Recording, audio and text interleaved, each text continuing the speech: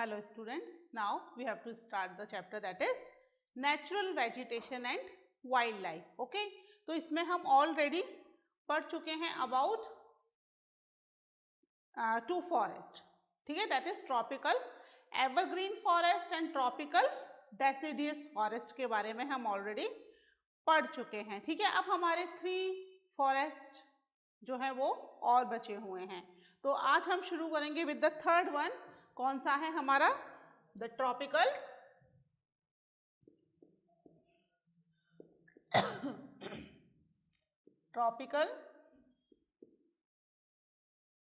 Thorn forest, thorn and shrub forest, है ना?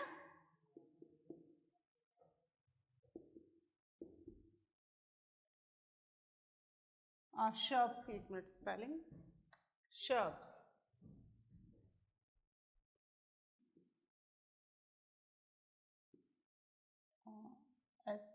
एक मिनट, इसको सूख जाने दो थोड़ा सा, फिर मैं लिखती हूँ, है ना?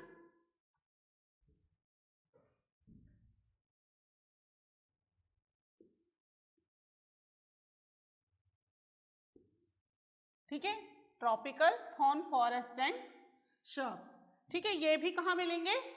ट्रॉपिकल जोन पर ही मिलेंगे, लेकिन यहां रेनफॉल कितनी होगी? लेस देन 70%, क्योंकि 70% तक तो रेनफॉल कहाँ हो रही थी? डेसिडियस फॉरेस्ट में हो रही थी ना. ड्राई डेसिडियस फॉरेस्ट देखे थे ना. रेनफॉल इज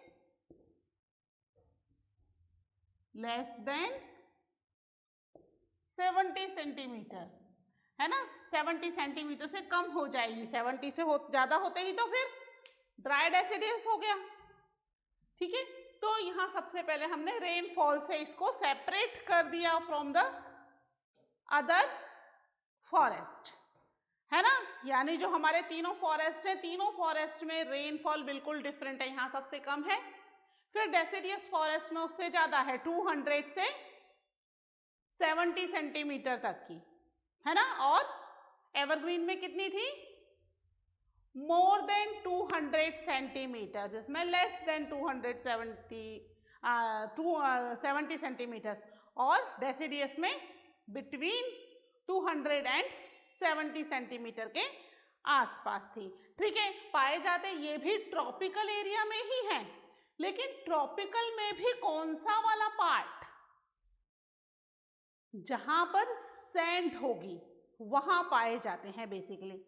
ठीक है, जैसे कुछ part of the Thar desert, Gujarat का Rann of Kutch, these are the part basically जहां पर बहुत ज्यादा रेनफॉल नहीं हो रही है, और बेसिकली ये एरियाज जो हैं वो कैसे हैं?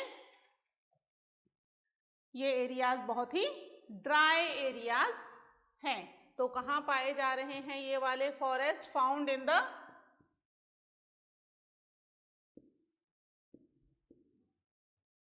नॉर्थ वेस्ट, है ना? सबसे कम north western part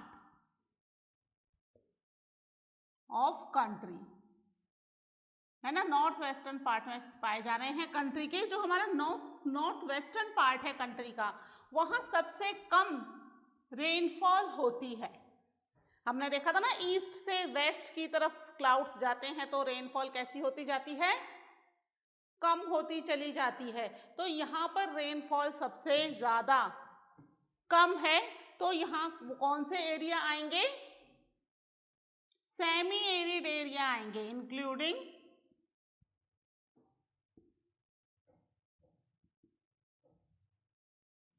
semi arid areas of run of Kutch. कहां पे है रान ऑफ कच्छ? ऑफ गुजरात. फिर कुछ part Rajasthan, few part Rajasthan. कौन सा? नॉर्थ वेस्टर्न पार्ट राजस्थान का भी. ठीक है, ये दोनों एरियाज जो हैं गुजरात, और ये दोनों क्या हैं? ये डेजर्ट एरियाज हैं, है ना? यहाँ पे रेनफॉल बहुत ही कम होती है. इसके अलावा मध्य प्रदेश के भी कुछ पार्ट में ये पाए जाते हैं. मध्य प्रदेश एंड छत्तीसगढ़।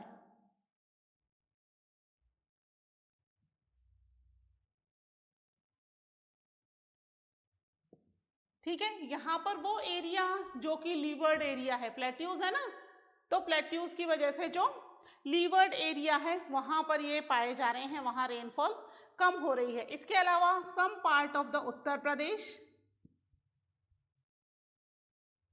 कुछ पार्ट उत्तर प्रदेश का है ना, and Haryana. Semi arid area ध्यान रखना, जहां पर बहुत ज्यादा बारिश नहीं हो रही है, बारिश बहुत ही कम हो रही है, वहां ये ट्रीज या फॉरेस्ट पाए जा रहे हैं। कौन से हैं? Thorn forest shrubs. यहाँ पर बेसिकली वो ट्रीज होते हैं जो कि बहुत ही लॉन्ग रूट्स होती हैं उनकी अंडर द लैंड, जिससे कि वो अंडरग्राउंड वाटर को सोक कर सके। ओके, और जो लीव्स होती हैं वो थोड़ी सी मोटी होती हैं, थिक लीव्स होती हैं, so they can prevent the water, ज्यादा वाटर जो है वो उनका खत्म ना हो, वाटर को प्रिवेंट करके रख सके। तो जो लीव्स होती हैं वो कंपैरेटिवली थोड़ी थिक होती हैं। ठीक है, तो ये एरियाज हैं जहां ये पाए जाते हैं। इनमें कौन कौन से ट्रीज हैं? मेन जो वेजिटेशन है, या हम कह सकते हैं मेन प्लांट्स। ठीक है, मेन प्लांट्स हैं अक्सेसिया, पाम, यूथ्रो, एक मिनट स्पेलिंग को, यूफ्रो है, यूथ्रो कर दिया मैंने ना, यूफ्रोबायस।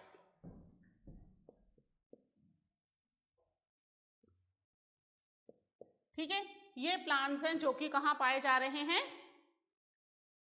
इन थॉर्न फॉरेस्ट में पाए जा रहे हैं। इसके अलावा जो सबसे ज्यादा प्लांट्स हैं वो कौन से हैं? कैक्टस। कैक्टस से तो आप वेरी वेल नोन हो ही, है ना, कैक्टस के प्लांट्स पाए जाते हैं। तो बेसिकली ये वेजिटेशन यहाँ पाई जाती है।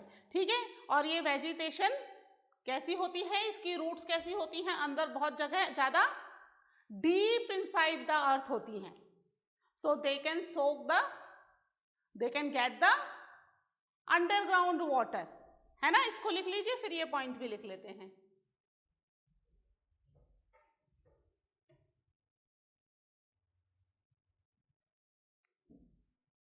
ठीक है, इसको रब कर रही हूं मैं। और थॉर्न फॉरेस्ट के अंदर एक चीज ये भी होती है कि जो प्लांट्स हैं वो बहुत पास पास नहीं होते। प्लांट्स कैसे होते हैं? ये दूर होते, स्कैटर्ड होते हैं, बिखरे हुए होते हैं, है ना, क्योंकि अगर पास रहेंगे तो जो वाटर की प्रॉब्लम है वो क्रिएट हो जाएगी ना। ऑलरेडी थॉर्न फॉरेस्ट है, यानी कि वाटर ऑलरेडी कम है ना, अंडरग्राउंड वाटर को ले रहे हैं, जो थोड़ा बहुत पानी मिल रहा है। इसलिए ये जो फॉरेस्ट होते हैं, दीज आर स्कैटर्ड, बिखरे हुए होते हैं, with the deep root inside the earth, है ना। अर्थ के अंदर इनकी रूट बहुत ज्यादा डीप होती है, लॉन्ग रूट होती है। ठीक है, क्या होते हैं these forest? These forests are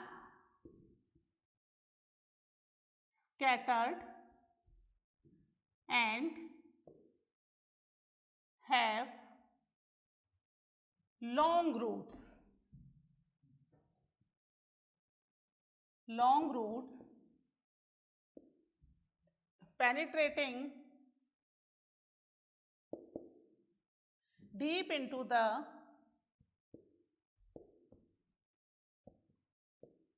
the soil to get moisture, है ना, जिससे कि वो सॉइल से मॉइस्चर को ले सकें। इसलिए इनकी रूट्स जो है वो इतनी ज्यादा लॉन्ग होती हैं इनसाइड द लैंड, सॉइल की मॉइस्चर को ले सकें। इसीलिए ये स्कैटर्ड भी होते हैं, बिखरे हुए भी होते हैं। समझ में आ रही है बात? ठीक है, इसके अलावा यहाँ पर जो एनिमल पाए जाते हैं, these are the common animal, rat है, माइस है, ठीक है, ऐसे एनिमल जिनको ज्यादा पानी नहीं चाहिए, स्नेक है, कैमल सबसे ज्यादा पाए जाते हैं, है ना। लिख लेते हैं जो कॉमन एनिमल है।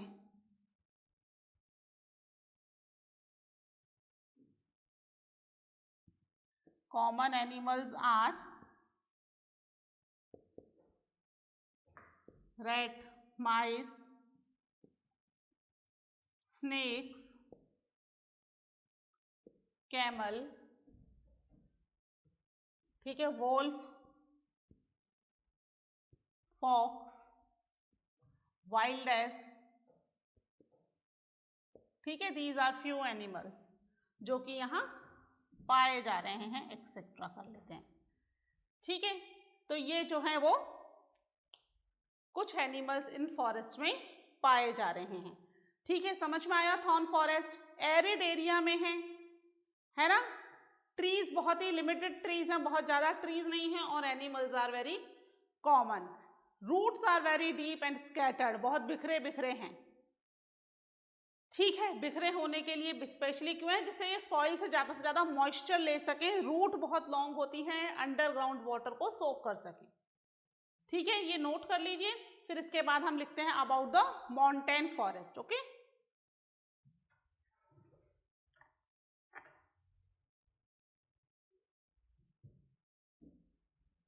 ओके, माउंटेन फॉरेस्ट नाम से ही पता चल रहा है कौन से होते हैं, जो माउंटेनियस रीजन के आसपास पाए जाते हैं, यानी जो माउंटेन पर पाए जाते हैं, सिंपली, है ना। जैसे जैसे हम ऊंचाई पर जाते जाएंगे क्या होता जाएगा, हाई एल्टीट्यूड में टेम्परेचर डिक्रीज होता जाएगा, प्रेशर हाई होता जाएगा, जिसकी वजह से जो वेजिटेशन है, वेजिटेशन भी डिफरेंट टाइप की होती जाएगी। माउंटेन फॉरेस्ट की वेजिटेशन को कॉनिफेरियस फॉरेस्ट या कॉनिफेरियस वेजिटेशन भी कहते हैं। कॉनिफेरियस वेजिटेशन कौन सी होती है, वो वेजिटेशन जो बेसिकली कॉनिकल टाइप होती है, ऊपर से तो छोटी है और नीचे से पेड़ बड़े होते हैं। क्यों ऐसा होता है, माउंटेन फॉरेस्ट की वेजिटेशन इस तरह की कॉनिकल टाइप की क्यों होती है, जिससे कि जो स्नोफॉल है, उस स्नोफॉल को वो पूरा नीचे गिरा दें, उनके पत्तों पर, उनकी ट्रीज पर, लीव्स पर ज्यादा स्नोफॉल ना रहे, है ना। इस तरह की उनकी लीव्स होती हैं। सिंपल होंगी तो क्या होगा, पूरे पेड़ में स्नोफॉल हो जाएगी और प्लांट जो है वो खराब भी हो सकता है ना। तो कॉनिकल टाइप ऑफ ट्रीज होते हैं, मींस कॉनिफेरियस ट्रीज होते हैं। जो नीचे वाला एरिया है 1000 से 2000 मीटर के आसपास का एरिया, ठीक है, यहाँ पर जो है ठीक ठाक वेजिटेशन होती है। फिर जैसे थोड़ा ऊंचे पहुंच जाएंगे 1500 से 3000 मीटर के आसपास, वेजिटेशन जो है वो चेंज हो जाएगी, टेम्परेट वेजिटेशन हो जाएगी और ग्रासलैंड भी ज्यादा रहेगा, ठीक है। और उसके बाद जैसे और ज्यादा हाइट पर पहुंचते हैं तो ये grassland converted into the alpine vegetation. Alpine vegetation मतलब बोने पौधे, छोटे पौधे, बहुत ज्यादा लंबे पौधे नहीं होते, साइज बहुत छोटी होती चली जाती है। जैसे जैसे ऊंचाई पर जाते जाएंगे वैसे वैसे जो प्लांट्स हैं, पौधे हैं, उनकी साइज कम होती जाएगी। और एनिमल कौन से पाए जाएंगे यहाँ पर, वो एनिमल्स जो ठंड में सरवाइव कर सकें, है ना। याक है, वाइल्ड एस है, तिब्बतन एंटीलोप, इस तरह के एनिमल्स यहाँ पाए जाएंगे, ठीक है। लिख लेते हैं अबाउट द माउंटेन फॉरेस्ट, है ना। इनको कॉनिफेरियस फॉरेस्ट भी कहा जाता है, ठीक है। तो अब जो नीचे वाली रेंज है 1000 के आसपास की रेंज, है ना, 1000 मीटर के आसपास की रेंज, यहाँ रेनफॉल भी अच्छी हो रही है। तो यहाँ पर वेट टेम्परेट वेजिटेशन है, या कह सकते हैं कुछ एवरग्रीन टाइप की। ट्रॉपिकल एवरग्रीन अलग है, ये अलग है ना। उससे मत मैच करना कि मैडम ट्रॉपिकल एवरग्रीन में क्यों नहीं इंक्लूड कर दे रहे इसको, ये माउंटेन पर पाई जा रही है, ट्रॉपिकल एवरग्रीन फॉरेस्ट जो है वो माउंटेनियस रीजन पर नहीं है, हाइट पर जाने से चीजें जो है काफी बदल जा रही हैं, चेंज हो जा रही हैं। क्यों हो रही हैं चेंज?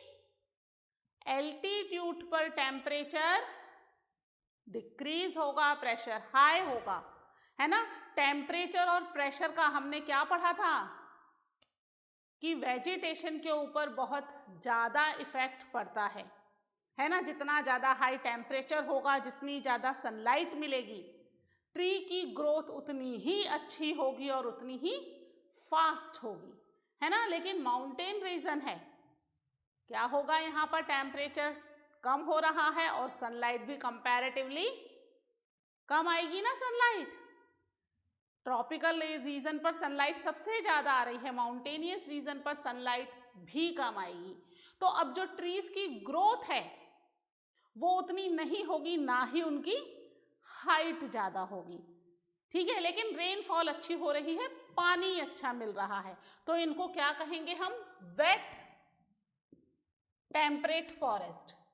क्या कहेंगे हम इनको? वेट टेम्परेचर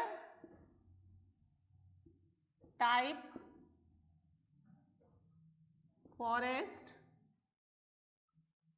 फाउंड बिटवीन, कितनी हाइट पर मिलेंगे ये हमें? बिटवीन द हाइट ऑफ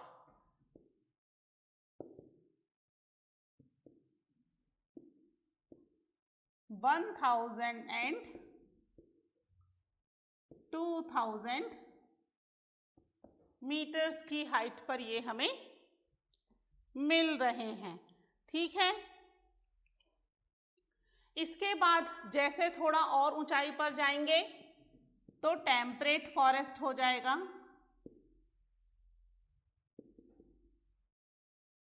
ये वेट है ना, ये वेट नहीं है, ठीक है। तो यहां पर टेम्परेट फॉरेस्ट हो जाएगा जिसकी हाइट कितनी होगी?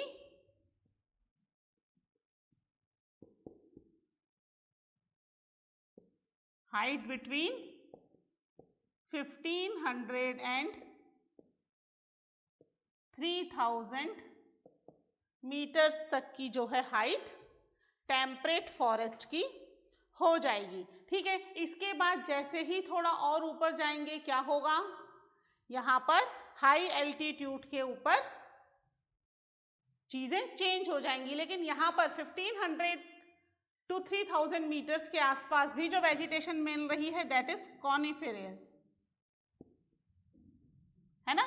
कॉनिफेरियस वेजिटेशन है यहां पर, ठीक है। कॉनिफेरियस वेजिटेशन समझ में आ रही है? कौन सी है? बताया ना भी आपको कौन सी है, जो कि कैसी होगी? ऊपर से छोटी और नीचे से बड़ी, कॉनिकल टाइप शेप में। बुक में अपने पेज नंबर पे दे रखा है जहां पर कॉनिफेरियस फॉरेस्ट दे रखा है 47 पेज नंबर पे इन द ओल्ड बुक, है ना। नई बुक में थोड़ी सी चीजें चेंज है, पेजेस भी चेंज है, पेज नंबर चेंज हो जाएंगे क्योंकि चैप्टर्स कुछ छोटे कुछ बड़े हो गए हैं, है ना। तो आप एक बार देख लीजिएगा, जहां पर कॉनिफेरियस या माउंटेन फॉरेस्ट के बारे में दे रखा है वहां पिक्चर में दे रखा है कि ये वेजिटेशन किस तरीके की है, किस तरीके से ऊपर से छोटी है और फिर नीचे इसका साइज बड़ा होता चले जाएगा, जिससे कि ये स्नोफॉल को प्रिवेंट ना करे, उसे हटा दे अपने ऊपर से पूरी तरीके से, ठीक है। तो यहाँ पर जो टेम्परेट फॉरेस्ट है, ट्रीज है, कौन कौन से ट्रीज मिलेंगे यहाँ पर? दैट इज पाइन, देवदार,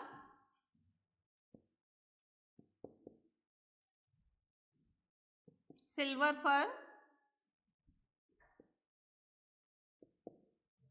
ठीक है। पाइन, देवदार, silver fir, cedar and spruce, ठीक है। ये ट्रीज के नाम है, ये थोड़े अलग हैं, ठीक है। ये यहाँ पर ट्रीज जो हैं वो मिल रहे हैं और इसके थोड़ा सा हाई एल्टीट्यूड पर, ठीक है। जैसे जैसे थोड़ा सा ऊंचा जाएंगे एट द हायर एलिवेशन, क्या हो जाएगा वहां पर? At the higher elevation grasslands are common, grasslands are common, ठीक है, ग्रासलैंड्स बिल्कुल कॉमन होते चले जाएंगे। टेम्परेट फॉरेस्ट के बारे में है ये, ठीक है, कि ये ट्रीज मिल रहे हैं और ग्रासलैंड्स थोड़े से बढ़ जाते हैं टेम्परेट फॉरेस्ट में। ऊंचाई पर और जाएंगे तो फिर ग्रासलैंड कम हो जाएंगे। अब क्योंकि यहाँ ग्रासलैंड्स हैं तो यहाँ ऐसे animals those who are grass eaters वो पाए जा रहे हैं, ठीक है। थोड़ा और ऊंचाई पर जाएंगे तो अल्पाइन वेजिटेशन होगी, ठीक है, इसको लिख लीजिए, फिर लिखते हैं अबाउट द अल्पाइन वेजिटेशन।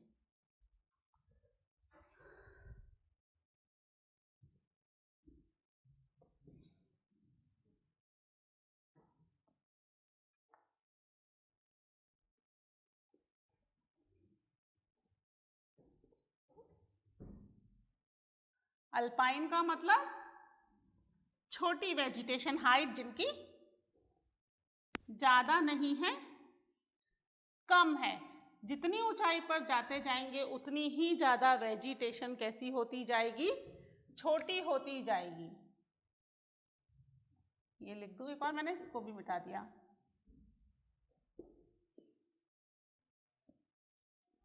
ठीक है, कितनी ऊंचाई पर? मोर देन 3600 मीटर्स पर जाएंगे तो क्या हो जाएगा यहाँ पर? We found the alpine vegetation, है ना। ग्रासलैंड्स वगैरह जो हैं वो अल्पाइन वेजिटेशन में कन्वर्ट हो जाएंगे। ग्रासलैंड्स यहाँ पर जाकर के खत्म हो जाएगा, ठीक है। और यहाँ पर जो ट्री हैं, कुछ ट्रीज तो वही हैं जो हमें नीचे मिल रहे थे टेम्परेट रीजन में, कुछ नए ट्रीज भी मिल जाते हैं यहाँ पर, है ना। कॉमन ट्रीज कौन से हैं? कॉमन ट्रीज सिल्वर फर, वहीं वहां पर भी मिल रहा था सिल्वर फर तो हमें, है ना। इसके अलावा जुनिफर,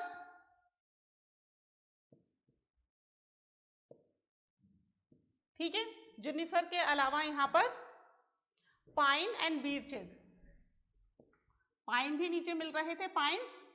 इसके अलावा कौन से ट्रीज मिल रहे हैं? ये कॉमन है बच्चों, है ना, मेनली ये पाए जाते हैं। इसके अलावा और भी ट्रीज हैं, these are some famous trees which are found in this region, ठीक है। और यहाँ पर क्या हो जाएगा? अल्पाइन वेजिटेशन है तो हाइट कैसी हो गई? कम हो गई, stunted. Stunted means short heighted, ठीक है, ट्रीज ज्यादा लंबे नहीं है जिससे कि वो स्नोफॉल को रोक सकें, ठीक है। तो क्या है? These forest, these trees, sorry, है ना, फॉरेस्ट तो पूरा ही है, यहाँ के ट्रीज जो हैं, these trees get stunted as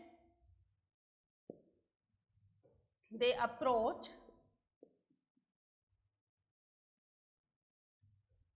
the snow line. जैसे जैसे स्नो लाइन के आसपास आते जाएंगे यानी ऊंचाई पर आते जाएंगे, वैसे वैसे ट्रीज जो हैं वो स्टंटेड यानी छोटे होते चले जाएंगे, हाइट कम होती जाएगी। इसीलिए हम इनको अल्पाइन वेजिटेशन कह रहे हैं, क्योंकि इनकी हाइट कम है ना। तो ये एक स्पेशल फीचर हो गया इस वेजिटेशन का कि हाइट कम है, दे आर स्टंटेड। और कहाँ पर? जैसे जैसे हम स्नो लाइन के आसपास जाते चले जा रहे हैं, ऊंचाई पर जाते चले जा रहे हैं, वैसे वैसे इनकी हाइट कम होती जाएगी। इनमें जो कॉमन एनिमल है, एनिमल पूरे में कॉमन है ना, कॉमन एनिमल्स, काश्मीरी स्टेक,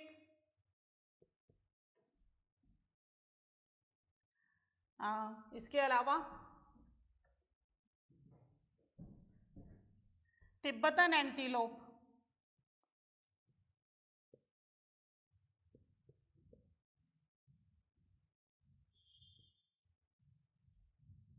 ठीक है, तिब्बतन एंटीलोप। इसके अलावा स्पॉटेड डियर, ठीक है, यहाँ के डियर जो हैं उनके ऊपर स्पॉट होता है, ठीक है। वाइल्ड शीप, शीप और गॉट तो यहाँ पर बहुत ही ज्यादा कॉमन है ना।